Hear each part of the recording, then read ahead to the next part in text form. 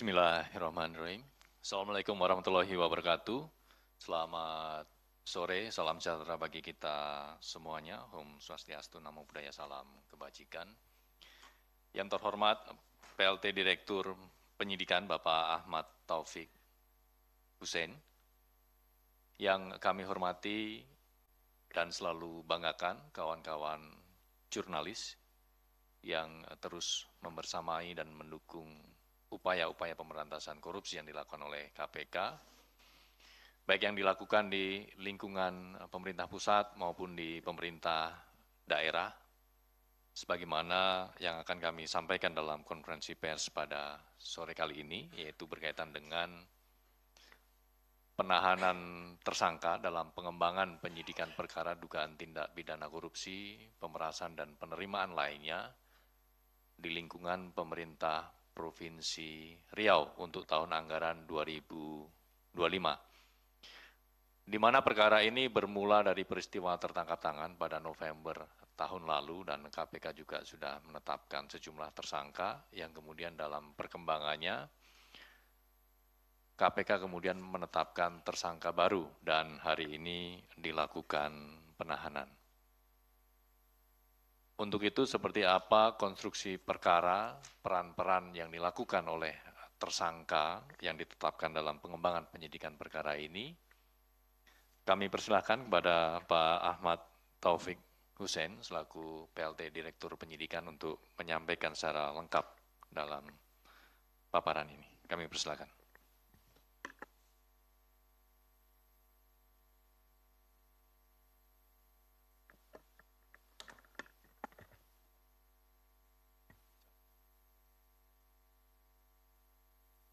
Cek. Baik, terima kasih Mas Budi selaku jubir. Assalamualaikum warahmatullahi wabarakatuh. Waalaikumsalam warahmatullahi wabarakatuh. Salam sejahtera bagi kita semua. Terima kasih kepada rekan-rekan pers yang masih setia walaupun sudah di luar jam kerja ya. Sekarang jam kerja KPK bukan jam 5 lagi, jadi 4.30, tapi rupanya masih setia juga menunggu. Baik, kami langsung saja karena mungkin waktunya mepet, ini sebentar lagi akan masuki waktu maghrib.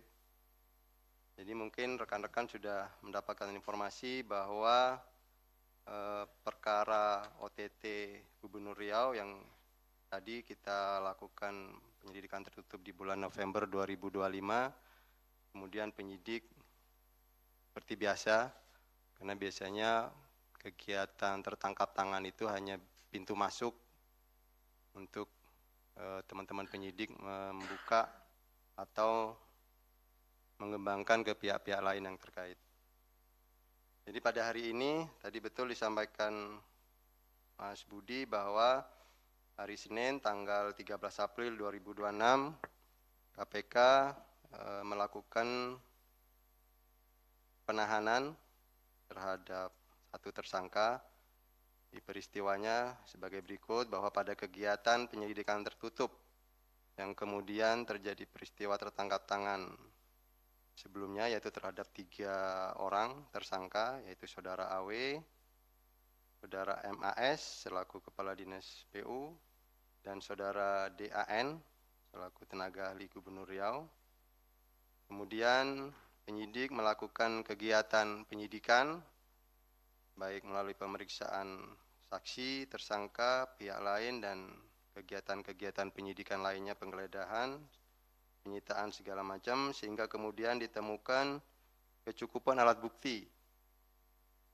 Tim penyidik kembali menetapkan 1 orang sebagai tersangka, yaitu Saudara MJN selaku ADC atau ajudan ex Gubernur Riau, Saudara AW. Atas perbuatannya, Saudara MJN disangkakan telah melanggar pasal 12 huruf E dan atau pasal 12 huruf F dan atau pasal 12 B besar ratifikasi Undang-Undang Nomor 31 Tahun 1999 tentang pemberantasan tindak pidana korupsi sebagaimana telah diubah dengan Undang-Undang Nomor 20 Tahun 2001 tentang perubahan atas Undang-Undang Nomor 31 Tahun 99 tentang pemberantasan tindak pidana korupsi. Contoh pasal 55 ayat ke-1 KUHP bersama-sama AW, MAS, dan DAN. Kemudian tersangka kita tahan untuk 20 hari pertama dari tanggal 13 April hari ini sampai dengan tanggal 2 Mei 2026. Penahanan dilakukan di Rumah Tahanan Negara, Cabang Gedung ACLC C1 KPK. Kemudian untuk konstruksinya sendiri, bahwa pada bulan Mei 2025 terjadi pertemuan di salah satu kafe di Kota Pekanbaru antara Saudara FRY selaku Sekretaris Dinas PU Provinsi Riau dengan 6 kepala UPT wilayah 1 sampai 6 Dinas PUPR untuk membahas kesanggupan pemberian fee yang akan diberikan kepada Saudara AW selaku Gubernur Riau sekitar 2,5%. Fee tersebut atas penambahan anggaran 2025 yang dialokasikan pada UPT Jalan dan Jembatan wilayah 1 sampai 6 Dinas PUPR yang semula sebesar 71,6 miliar menjadi 177,4 miliar. Jadi ini terjadi kenaikan sebesar 106 miliar untuk anggarannya. Kemudian Saudara FRY menyampaikan hasil pertemuan ini kepada Saudara MAS selaku Kepala Dinas PUPR Riau. Namun Saudara MAS yang merepresentasikan Saudara AW meminta fee sebesar 7%. Artinya ada negosiasi ya, sekitar 7 miliar. Bagi yang tidak menuruti perintah tersebut, diancam dengan pencopotan atau mutasi dari jabatannya. Jadi di kalangan Dinas PUPR Riau, permintaan ini dikenal dengan jatah preman istilahnya. Selanjutnya seluruh Kepala UPT wilayah Dinas PUPR beserta Sekretaris Dinas Provinsi Riau melakukan pertemuan kembali dan menyepakati besaran fee yang tadi dinegosiasikan untuk Saudara AW sebesar 5%. Hasil pertemuan tersebut kemudian dilaporkan kepada Kepala Dinas PUPR dengan menggunakan bahasa kode 7 batang, artinya 7M. Dari kesepakatan tersebut, terjadi 3 kali setoran fee Saudara AW kepada Saudara AW dengan rincian sebagai berikut. Pada setoran pertama, FRY sebagai pengepul uang dari Kepala UPT pengumpulan total 1,6 miliar. Kemudian dari uang tersebut atas perintah MAS sebagai representasi AW, Saudara FRY mengalirkan dana sejumlah 1 miliar kepada AW melalui perantara DAN selaku tenaga ahli gubernur. Bahwa kemudian dari total 1 miliar tersebut, DAN hanya menyerahkan uang sebesar 950 juta kepada MJN yang hari ini kita sebagai tersangka yang kita lakukan penahanan selaku ajudan Gubernur Riau untuk selanjutnya digunakan sebagai kepentingan AW. Sementara sisa uang 50 juta dipakai untuk kepentingan pribadi DAN. Selanjutnya FRY juga memberikan uang sejumlah 600 juta kepada kerabat MAS. Pada Agustus sampai Oktober 2025 atas perintah DAN sebagai representasi AW melalui MAS, FRY kembali mengepul uang dari Kepala UPT dengan uang yang terkumpul saat itu sebesar 1,2 M. Kemudian atas perintah MAS, uang tersebut diantaranya didistribusikan untuk driver MAS 300 juta, proposal kegiatan perangkat daerah 375 juta, dan disimpan oleh FRY senilai 300 juta. Bahwa selanjutnya dari uang 300 juta yang terkumpul, MAS meminta lagi kepada Saudara EI, selaku Kepala UPT 3 yang juga bertugas sebagai pengepul, tambahan uang 200 juta sehingga total menjadi 500 juta. Dari uang total 500 juta ini, EI menyerahkan kepada MAS sebesar 450 juta, sementara sisa uang 50 juta disimpan oleh EI.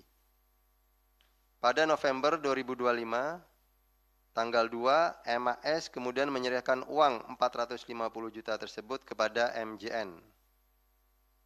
Ini ajudan gubernur yang disaksikan oleh DAN lewat panggilan video atau video call. Sementara pada tanggal 3 November 2025 atau bertepatan dengan kegiatan penyelidikan tertutup oleh tim KPK, terjadi pengumpulan uang tahap 3 sebesar 750 juta dari 3 kepala UPT yang dilakukan oleh pengepul tadi si EI. Bahwa kemudian tim KPK mengamankan uang tersebut di kediaman EI beserta uang 50 juta yang digunakan sendiri, yang sebelumnya disimpan. Kemudian total yang diamankan oleh tim KPK di lapangan di kediaman EI sebesar 800 juta.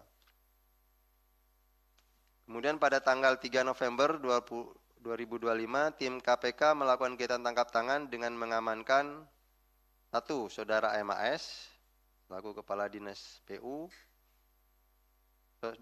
Saudara FRY selaku Sekretaris Dinas PU, dan 5 Kepala Unit Teknis UPT Jalan dan Jembatan Wilayah 1, 3, 4, 5, dan 6 Dinas PUPR, yaitu Saudara KA Wilayah 1, EI Wilayah 3, LH Wilayah 4, BS Wilayah 5, dan Saudara RA Wilayah 6. Tim KPK selanjutnya bergerak mencari AW yang kemudian rekan-rekan mungkin sudah mengetahui ya cerita yang ini, diduga bersembunyi. Kemudian berhasil diamankan saudara AW ini di salah satu kafe di Riau. Kemudian tim KPK juga mengamankan saudara TM selaku orang kepercayaan Gubernur Riau di lokasi. Sesaat setelah mengamankan AW dan TM, secara paralel tim KPK juga bergerak melakukan penggeledahan dan menyegel rumah AW di wilayah Jakarta Selatan. Dari hasil penggeledahan tersebut, tim KPK mengamankan sejumlah uang dalam bentuk pecahan asing, yaitu 9.000 pound sterling dan 3.000 USD, atau jika dikonversi total senilai 800 juta. Hingga dari rangkaian kegiatan penyelidikan tertutup atau tertangkap tangan, tim KPK mengamankan total uang 1,6 miliar dengan rincian tadi 800 juta dari pengepul EI dan 800 juta dari saudara AW.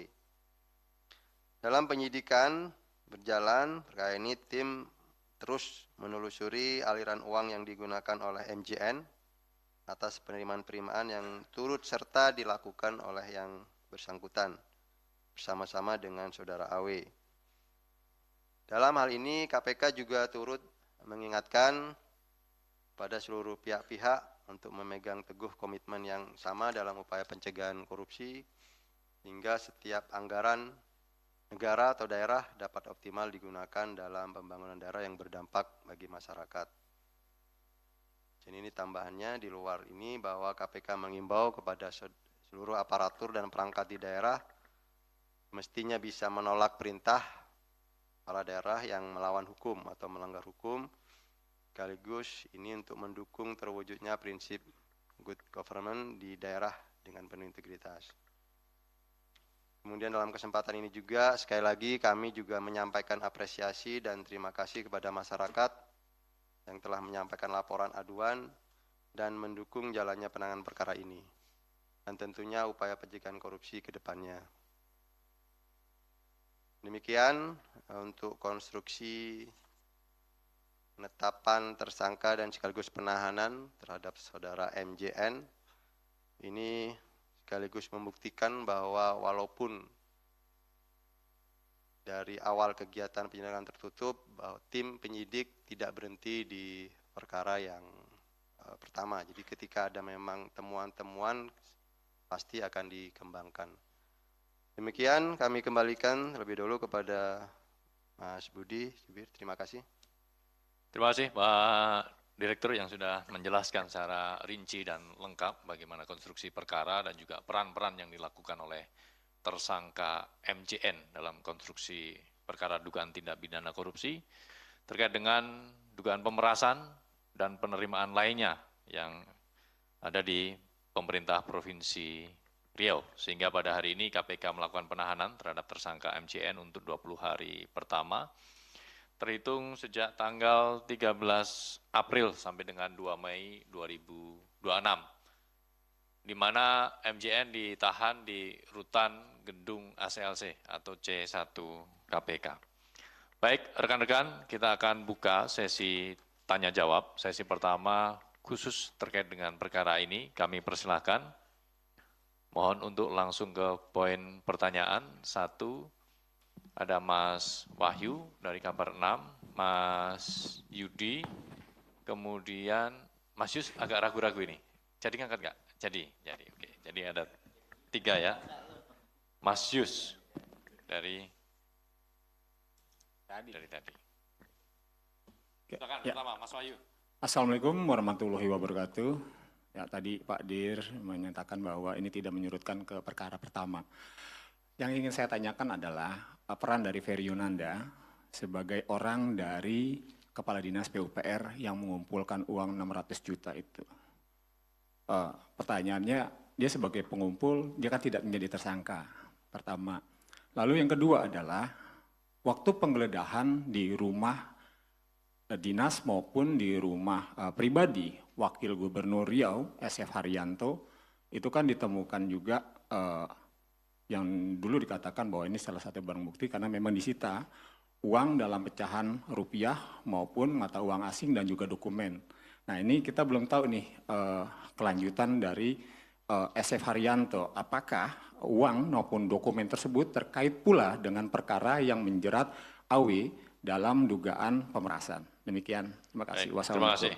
Mas Wahyu, 2 poin terkait dengan FRY, staf di PUPR, dan yang kedua terkait dengan SFH, selaku Wakil Gubernur Riau, terkait dengan penggeledahan yang sudah dilakukan oleh tim penyidik KPK. Berikutnya, Mas Yus. Baik, terima kasih Pak Direktur dan juga Mas Budi. Mungkin saya hanya tanya satu saja, sebenarnya peran dari si Marjani ini seperti apa sih sebenarnya peran beliau ini sehingga dia ditetapkan jadi tersangka? Kalaupun dia ikut dalam pemerasan, kira-kira berapa sih uang yang diperoleh dari Marjani dari kasus pemerasan yang menjerat Gubernur Abdul Wahid? Itu aja, terima kasih. Baik, Mas Yus langsung on point, terima kasih. Monggo, Mas Yudi. Selamat malam Pak Dir, Mas Budi. Saya mau minta tanggapannya terkait ada gugatan perbuatan melawan hukum dari kuasa hukumnya Marjani, 11 miliar, 1 miliarnya material, 10 miliarnya imaterial terkait bolak-balik diperiksa segala macam kepada pihak tergugatnya itu KPK, penyidik dan beberapa nama yang menurut dia, nama dia dicatut oleh 3 orang tersebut. Itu aja. Terima kasih. Baik, terima kasih Mas Yud. Monggo Pak Dir, ada 4 poin pertanyaan dari kawan-kawan, dari 3 penanya, Mas Wahyu, Mas Yus, dan juga Mas Yudi. Baik, terima kasih Mas Budi. Yang pertama ke Mas Wahyu ya. Ini sebenarnya mungkin Mas Wahyu sudah ikut dari yang kegiatan pertama ya, di tangkap tangan yang AW. Jadi yang pertama tadi pertanyaannya, FRY ya, tidak jadi tersangka walaupun perannya banyak, itu tadi juga sebagai pengepul. Jadi nanti ini menjadi pertimbangan di proses penyidikan, Mas Wahyu, karena ini bagian dari strategi seperti kenapa sekarang misalkan si tersangka MJM yang ditetapkan. Tadi saya sudah sampaikan di awal bahwa tim penyidik akan bekerja bukan hanya di peristiwa tertangkap tangannya saja. Kemudian nanti artinya fakta-fakta hukum yang terjadi atas proses penyidikan yang sudah dilakukan itu akan dipilah-pilah. Perbuatan-perbuatan pihak-pihak itu, apa kategorinya saksi, atau saksi yang membantu penyidikan, atau saksi yang kemudian berbelit-belit, tidak memberikan keterangan yang tidak benar, nah itu akan menjadi pertimbangan semua. Kemudian tadi apakah dikatakan kenapa belum, nah kita lihat nanti hasil penyidikan berikutnya, Mas Wahyu. Apabila memang betul-betul fakta yang dilakukan oleh FRY memenuhi unsur-unsur kecukupan alat bukti dan pertanggungjawaban pidananya, pasti tim penyidik juga akan mempertimbangkan. Tetapi apakah nanti pertimbangannya cukup bahwa si keterangan FRY ini membuktikan yang bersangkutan hanya turut serta membantu, tetapi tidak dikategorikan sebagai pihak yang harus bertanggung jawab secara pidana, itu juga akan jadi dipertimbangkan.